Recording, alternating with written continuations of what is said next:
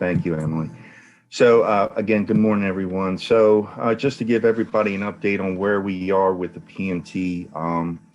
So in 2019, we had contracted with Salisbury University to do an evaluation of through the transition to the PMT to see where the industry, agriculture, the poultry industry, looking at soil data, looking at transportation industry, animal waste technology, and so forth, on where we are as we're moving closer towards the full implementation of the PMT.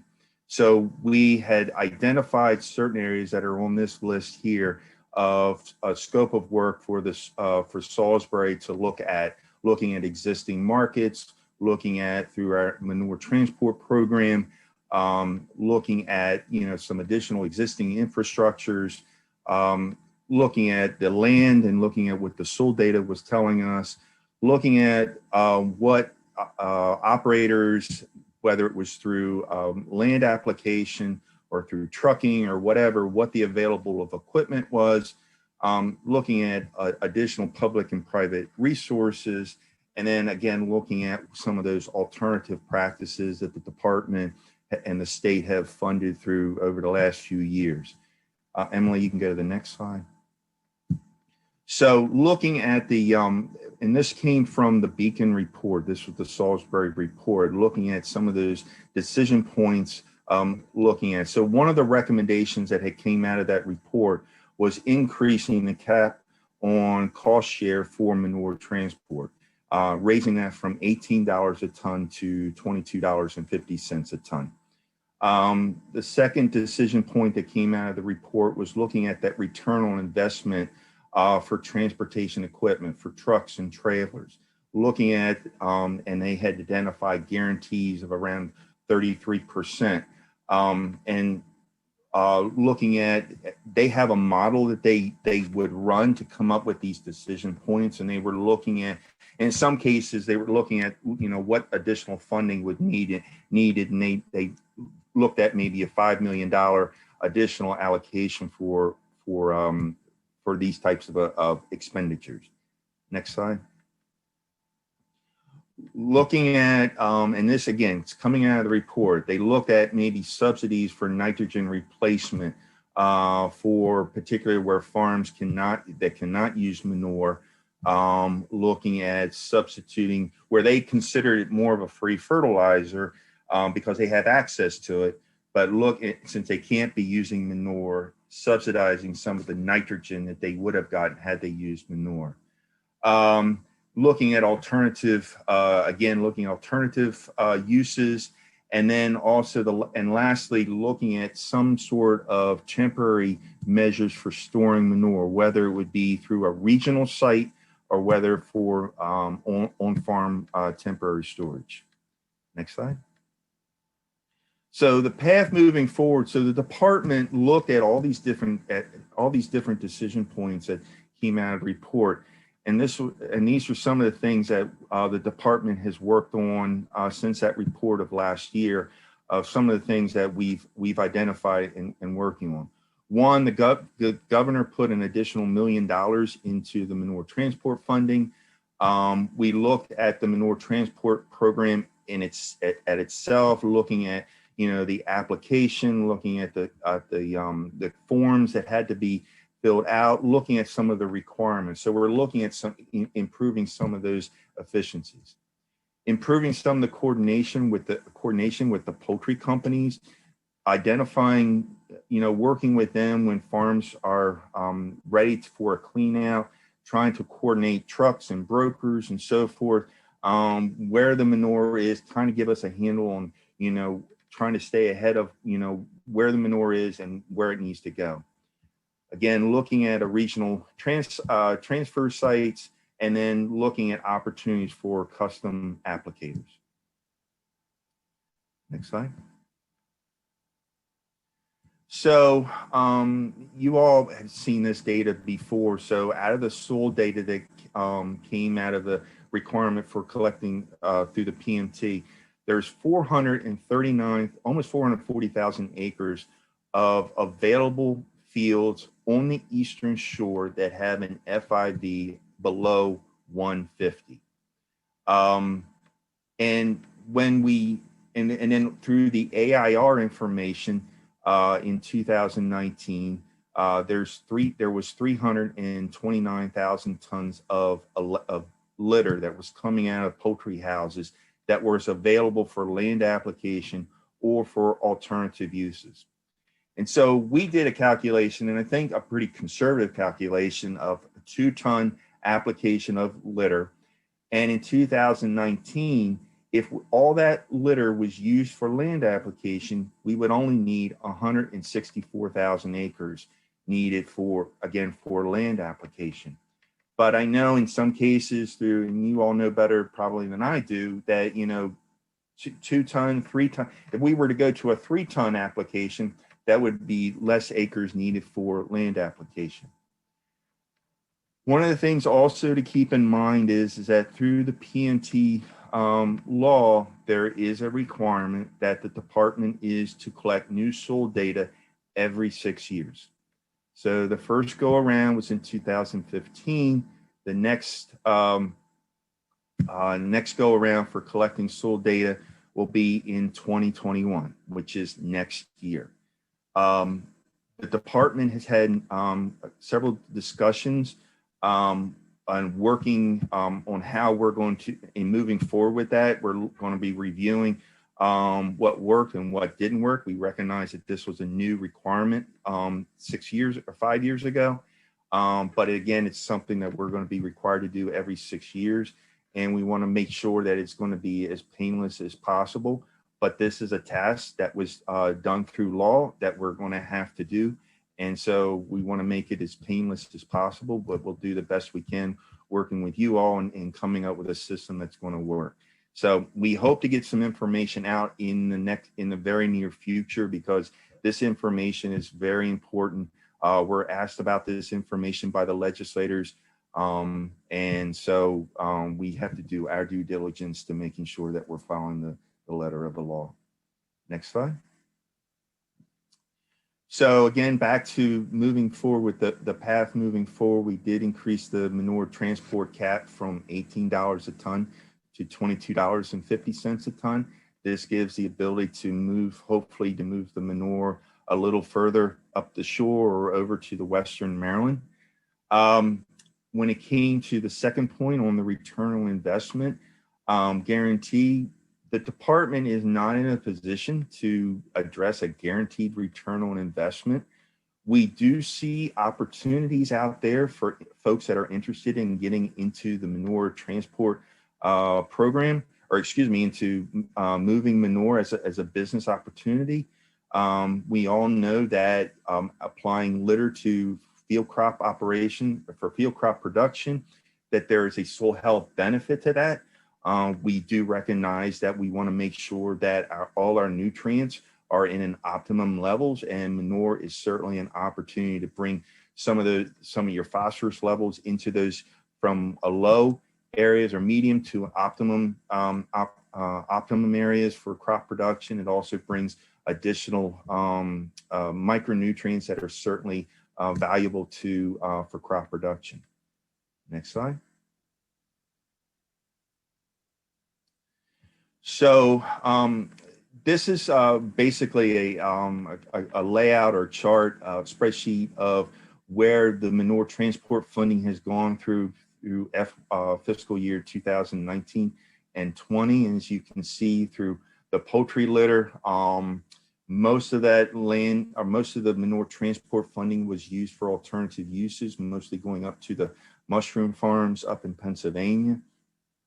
You can see that there's, manure transport was used for land application, but you can also see that there was definitely an increase from the 2 years from 19 to 20 in interest in applications through manure transport, both for, primarily for land application. You can also see that a lot of funding goes towards for dairy and primarily dairy, I should say. Dairy is quite expensive. animal manure to move, but there definitely is an interest and has been an interest over the years for moving manure on dairy operations, again, to fields that can take the manure based off your nutrient management plans. Next slide. So here's the 3 funding sources that we get for manure transport. Through the Chesapeake Bay Trust Fund, through state general funds, and then also the poultry companies that commit funding to the program. Now, as you can see, through the trust fund, the governor has put an additional $1 million into that fund for manure transport. The poultry companies, we have been reaching out to them for asking them for additional commitments to transporting manure. It's a 50-50 match that those companies provide funding when manure for the poultry litter. 4 out of the 5 companies participate in the program. We are working on that 5th company to get them to participate in that program. So again, as we're moving forward to full implementation of the PMT, and based of what came out of the Beacon study, there was an additional need for $1 million. And as you can see through what's been appropriated through FY 20 and 21, there's a little over $1 million that has been put into that fund. Next slide. So again, manure transport, most of the manure through that program for alternative uses was going towards the mushroom farms. There's a lot of discussion or questions from since COVID hit on whether that had an impact on what the mushroom farms were taking. And yes, there was an impact. Early on, 2 of the larger companies had experienced a slowdown, but are working back up to, getting back to full operation. A couple other companies are slowly getting back to, they're about 50% of where they were prior to the pandemic. But as we don't know where COVID is going to go, so it's always something that we are keeping in mind. But in the meanwhile, if we can improve the efficiencies for land application through application and so forth, we want to make sure that, the manure and the funding is there for farmers to use for land application. Next slide. So temporary storage. So we've been doing some investigating or looking into some options when it comes to manure storage, particularly when it comes to storing manure, whether it's going to be at the farms that can take the manure or more for regional sites. And so again, this came out of the Beacon study, and these are some things that this is another area that we are considering looking into. Next slide. So we've had some discussions with a couple companies looking at temporary storage as a staging area. These would be sites that could be used, that would be regional sites that would be in areas where, particularly on the Mid-Eastern shore, that could take manure when it would not be appropriate to take manure to the fields, whether it was during a growing season when fields are not available because they have crops in the ground, or because the fields are saturated and trucks can't get on those fields. So it could be a site where because houses are being cleaned out, they need to go somewhere, and it could be transported to those areas. So, but we've run into, and again, we've had 2 companies that have shown interest in this, one in Caroline County, one in Dorchester County, but there have been some challenges along the way, siting issues. There have been county zoning regulations that companies and folks that are interested in doing this need to work through. There's the additional truck traffic, logistics, and then there's also a liability. So the companies that we've been talking to are working through this process and trying to, get themselves set up where they can, hopefully have the opportunity to have a regional site that farmers in those particular areas can have easier access to manure. Next slide. We have had some definite interest in some new brokers this year. We had set up a meeting probably this time last year, or it was before COVID, I should say, looking at hopefully getting some more interest in, folks that are interested in getting into the brokering, or getting folks that are interested in using manure that may have not used manure. We have, had interest in looking at custom applicators, land applicators, and then looking at a pilot project of maybe railing some litter out to the Midwest.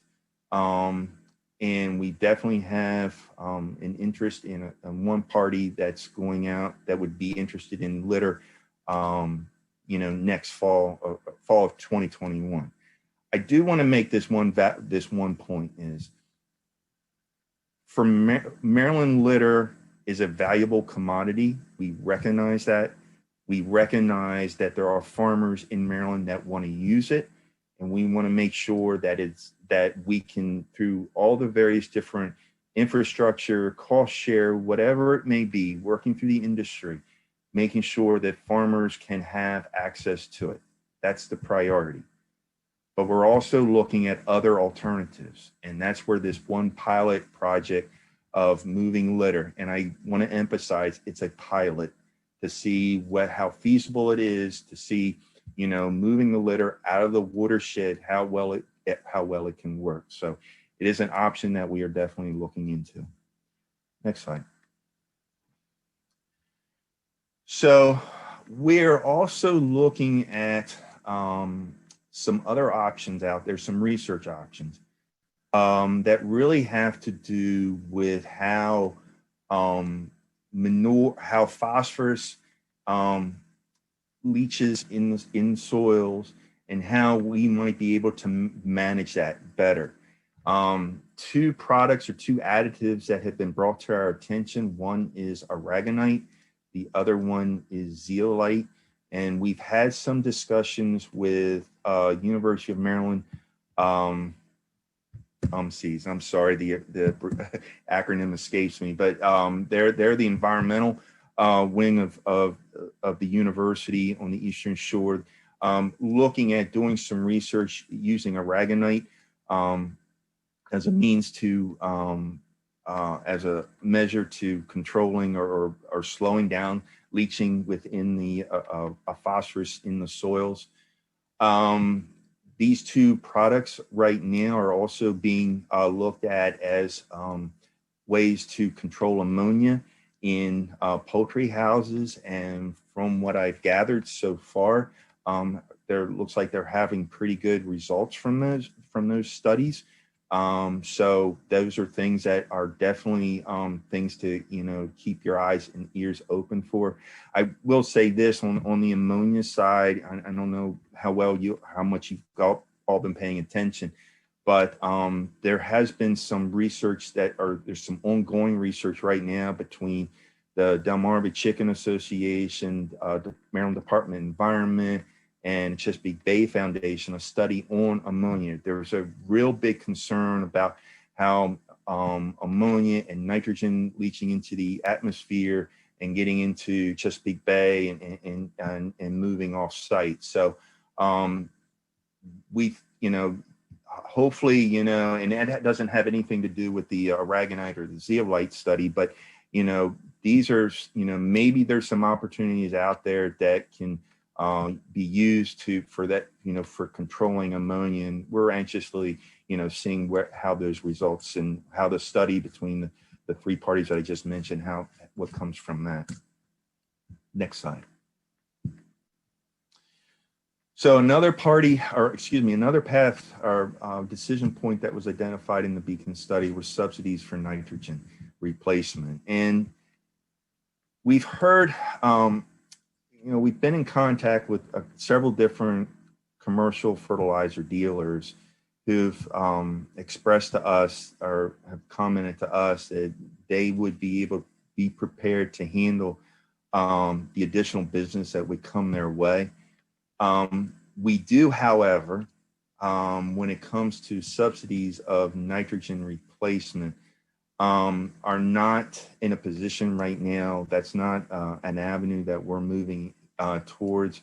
I think it does open up some, I would say maybe a slippery slope per se of when you start subsidizing nutrients for crop production. It opens up other questions of, do you open it up for everybody else, or are you going to open it up for subsidies for other nutrients and so forth? So this is not an avenue that right now that we are moving forward with.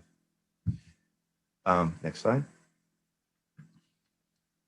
So the alternative technologies, alternative uses. We've had some opportunities through various different proposals that have been sent to the department over the years, looking at investments into alternative uses. You can go to the next slide. Oh, okay. I guess that's just the last one.